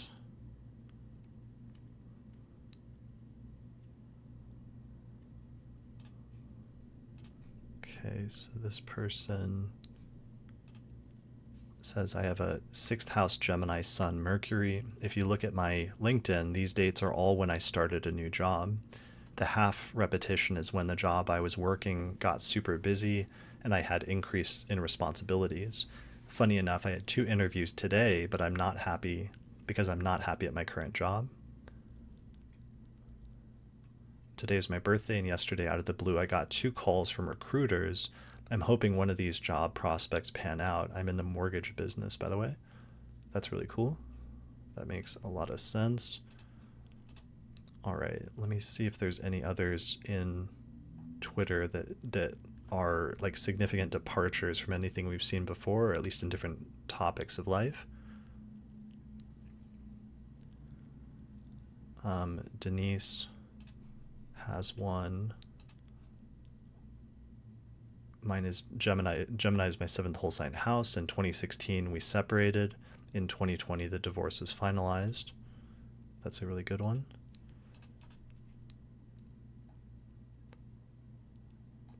All right. I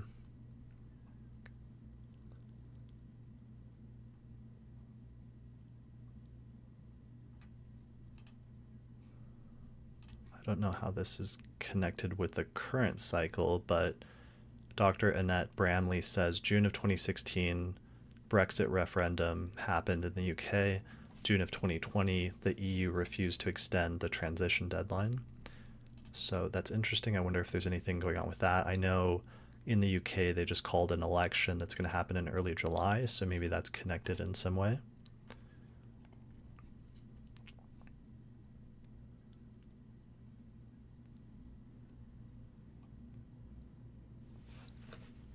All right.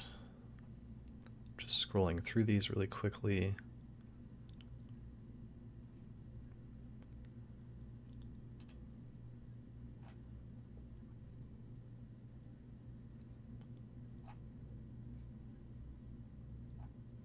All right, there's so many good ones that came in through Twitter. Let's see, somebody else. Okay, Leah's podcast says, I think my podcast name will be The Pulse, so people can check that out. All right. Does anybody have any questions as we're starting to get towards the end of this? I'm trying to think of what we've learned today. Somebody reminded me to remind everyone to plug my course again one more time. So I'm running a sale on my Hellenistic Astrology course this month where it's 15% off if you use the promo code Mercury during checkout. I never run sales on the course, so this is actually kind of a rare event, so definitely take advantage of it if you want to learn how to read birth charts in the manner that I do, that I've been demonstrating on the podcast recently over the course of the past few weeks, where I'm doing these live chart readings with both patrons of the Astrology podcast as well as students of the Hellenistic Astrology course in separate webinars. Anyways, I have over 100 hours of video lectures. I take you from beginner concepts up through intermediate and advanced techniques for reading birth charts, and we do monthly chart reading webinars where we go through and read the charts of students recently. We just did one on the ruler of the ascendant last weekend that was amazing for like 3 hours, and we read a bunch of people's birth charts, and it was a lot of fun. So if you finish the course, you also get a certificate of completion saying that you successfully completed the Hellenistic Astrology course and that you have studied as part of my approach and that you successfully completed it. So you can use the promo code Mercury at theastrologyschool.com to get that 15% discount. All right. I'm going to take some final questions here in the YouTube live chat before we wrap up. So what did we learn here today, or what are some like reflections that people are having that they've drawn from this, or some conclusions that they've drawn from this that we should sort of reflect on before we wrap up?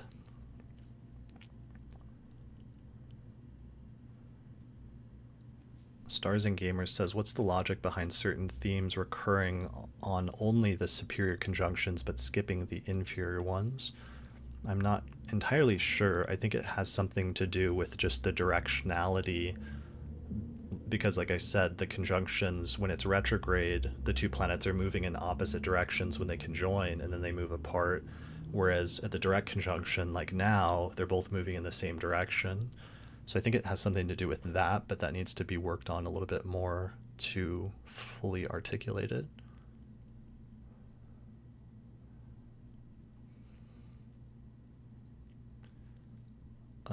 Samantha asks, with Venus as your ascendant ruler, do Venus Cazimis affect those people in a different way than general? That was something we were talking about earlier, that they may affect you more just because Venus is your ruling planet, so you may be more sensitive to Venus Cazimis or Venus stations, with Venus as the ruler of your ascendant, just like people who are born at under eclipses are also more sensitive to eclipses. The Empress says, what if the Venus Cazimi is right on someone's descendant? That means it should be more powerful for you, especially in terms of relationships, but also for partnership in general. Since it's also going to be directly opposing the ascendant, there may also be some themes of self, of appearance, and how you show up in the world that could be important under that conjunction as well. Somebody says, I'm a bit confused with the cycle of Cazimis. Do they happen in every sign, and how often? They happen in an 8-year period in 5 signs, and it actually creates like a star or a pentagram over that 8-year period. Nick Diggin Best has lots of videos on this. This is something that he specializes in, so you can search for his work for more. And I know we've talked about that cycle in our Venus retrograde episode, but because the conjunctions, they slip every 8 years, they fall back by 2 degrees. So as a result of that, there will eventually be conjunctions in all of the signs under a long enough time frame. But for the most part, in a given time period, over an 8-year period, a more limited 8-year period, the conjunctions are only happening in 5 signs of the zodiac. So that's one of the reasons why it's important, because they really highlight certain signs for a period of time.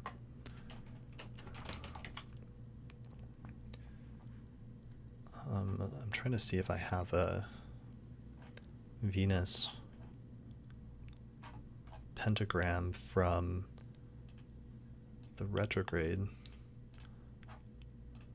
Okay, so this shows Venus retrograde dates.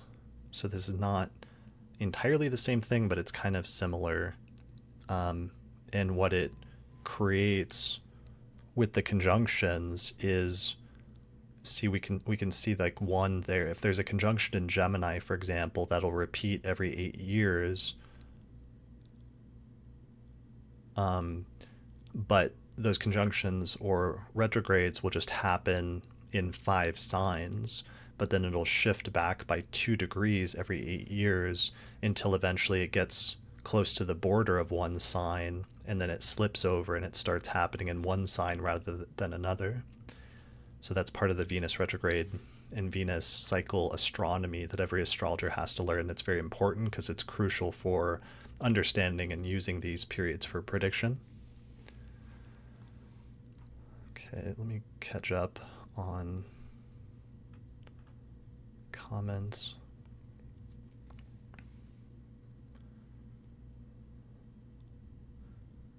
Someone says, does the state of your progressed Venus, direct or retrograde, make a difference in inferior or exterior conjunctions? Does the state of your progressed... I'm not sure, but certainly in secondary progressions, the Venus Cazimi would be an important turning point, and especially the Venus stations, either retrograde or direct, marks a very important year and a very important turning point in a person's life. I talked about that in a previous episode, I think, on secondary progressed stations, so people can look at that up for some examples.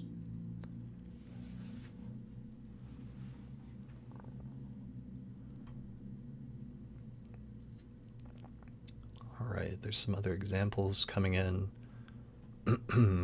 So Reith says, I was separated from my mom in 2012. My dad took me away from her. In 2016, my father dies, and I am with a foster family. I start visitation with my mom. In 2020, I move in with my mom for 6 months, and I come back. Okay, that's really interesting. So it's just tied in for some reason then with you with these cycles of your connection with your parents and your relationship with them, as well as like who you're living with and where you're living. That's a really fascinating one. Stephanie says 2008 through 2024, every 4 years follows a cycle in a relationship with the father of my children. 2008 we met, 2012 we had our second child, 2016 we separated, 2020 we reunited, and 2024 we reunited. That's really amazing. So the two of you are both then very tied in with that cycle. And that's interesting also because I've seen that sometimes that can be even more so if you share overlapping placements. Like maybe both of you have something in Gemini, or Gemini is a prominent part of your chart for some reason in both nativities, so that this specific transit is tying both of you together over and over again because it keeps reactivating the same things. So that would be interesting to study from a synastry or even like composite chart perspective.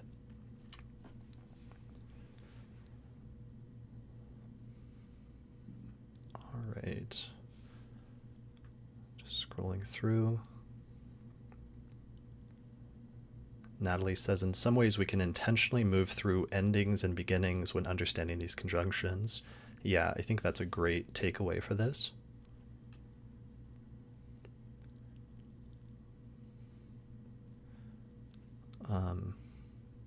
Miss Micah Jones says, what themes come up with Venus transiting the 8th house?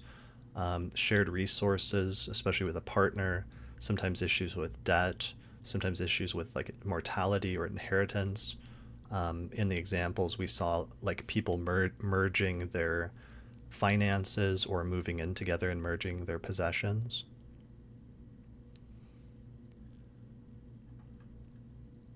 Fionn says, what if the Cazimi occurs in the sign that contains a lot of Eros? That could be more important for you then in terms of relationships, especially if your zodiac releasing from the lot of Eros periods are showing some activity there.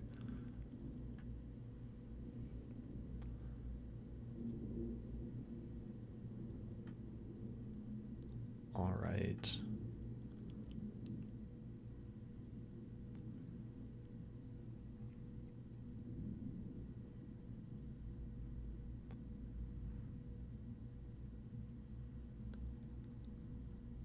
Yeah, Violet says, this session makes me wish I'd kept a diary.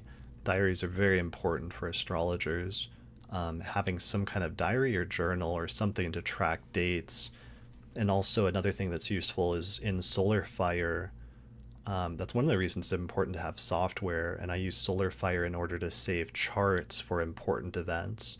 So that's why I had the chart for when I first registered the astrologypodcast.com in 2012 during that Venus retrograde in Gemini, because I saved the chart for when I registered it, even though I didn't fully know yet if it was going to be super important. But it's a good idea to start saving charts of people you know, but also of important events in your life, because that can really help you to reconstruct your chronology later if you need to for techniques like this.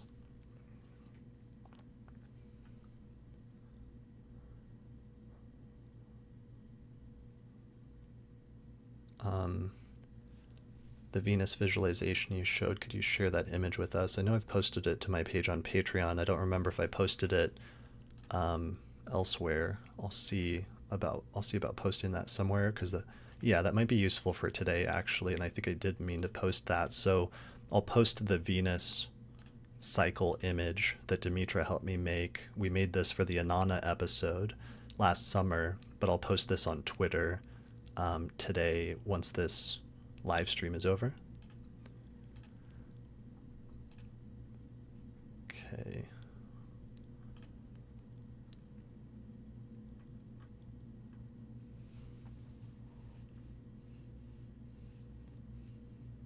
Just seeing if there's any other. So Released Kraken says, hi from the UK. My friend, a Libra rising, accepted a marriage proposal yesterday. That's amazing.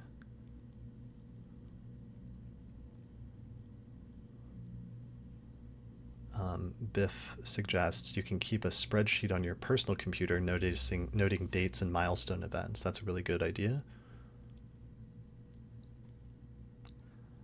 Somebody says, so slipping 2 degrees every cycle, roughly 15 cycles per set of signs, times 8-year cycle, 120 years of the same set of signs. Yeah, it's something roughly like that. Which also potentially can make it useful as a long-term historical cycle, and that's something I'm getting into and researching now, is long-term synodic cycles with other planets, because it turns out the ancient Mesopotamians had found other planetary repetitions for other planets that can go for decades, even longer. But those are even harder to study because Venus is one of the shortest cycles with 8 years, but some of the longer, like Babylonian periods, can be like 79 years is one of them, or 50 something years. And those are harder to study in individual lives, but they're very useful for studying historical events.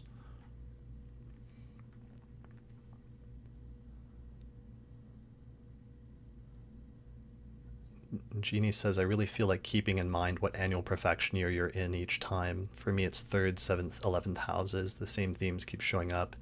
The thing actually occurs in my 7th house. Yeah, I think that's really important, taking into account annual profections, because Venus transits are going to be more important if you're in a Venus profection year. So if the profection has come around to Taurus or Libra in your chart, then Venus is activated as a Time Lord for that year.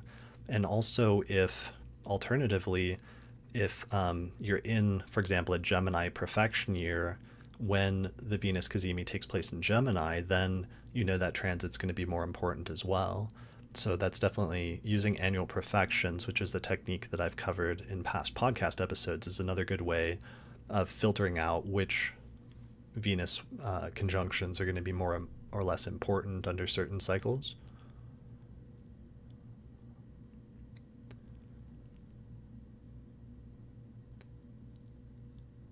All right.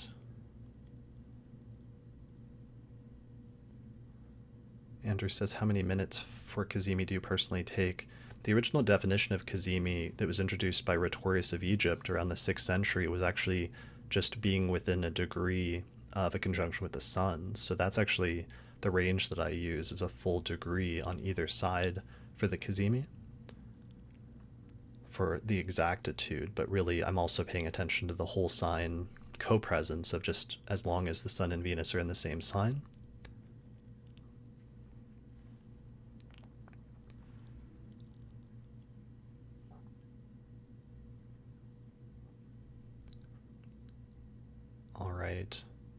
All right, so I just caught up with most of the comments.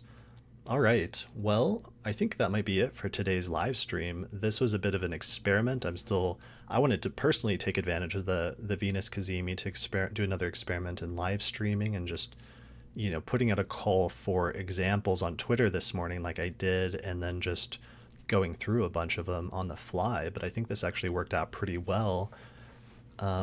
Ibrahim asks, any upcoming videos? Yes, I just recorded one on Sunday where a group of patrons, of people that signed up through my page on Patreon for the live stream tier, we got together and we talked about the transit of Jupiter over the past year through Taurus and what house it was transiting through in each person's chart. And people shared stories of what the transit of Jupiter through that house in their chart coincided with over the past year. And it ended up being this amazing workshop, basically, of transits of Jupiter through the 12 houses.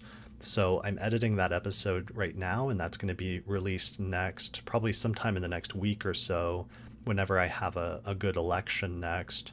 But right now, that's already available for early access to patrons of the Astrology podcast who sign up through my page on Patreon. You can already watch that episode there. And it's, if people like the chart reading, the live quick chart reading episode that I just released yesterday, if you enjoy that episode, you're really going to love this new one because I go through even more charts. I've kind of got the format down now. So we did even more mini chart readings. There were tons of interesting stories, and we learned a lot about what Jupiter means when it's transiting through each of the 12 houses of the chart, and saw a bunch of different manifestations of that. So I think people are going to love that episode when it's out, and I'm really excited to release it here pretty soon. So from now on, I'm going to be doing those mini chart readings with patrons of the podcast who are signed up for the live stream tier or above. So if you'd like a chance at getting your chart read, then you can sign up for that through my page on patreon.com/astrologypodcast.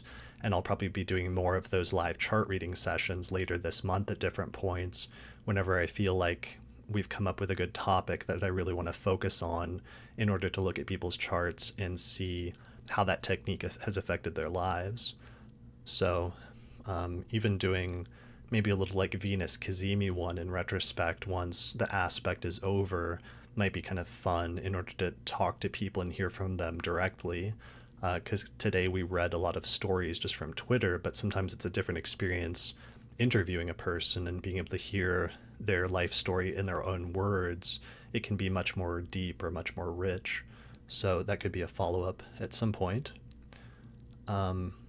Solange says, when will the next live readings be? I don't know yet, but I'll notify patrons as soon as I'm going to do the next one. So they'll be the first to know, and then I'll release the recording to the public later after it's done. I like doing it for now in that format with patrons because then it's kind of like a dedicated group of people that have been listening to the podcast or on the same page about the techniques I use. And we do the live readings through Zoom so that we can have like a group of listeners that are kind of dedicated to it, and then have the kind of like intimacy that's sort of required to sit down and do a reading of a person's chart and talk about their life. So I'm pretty excited about that format.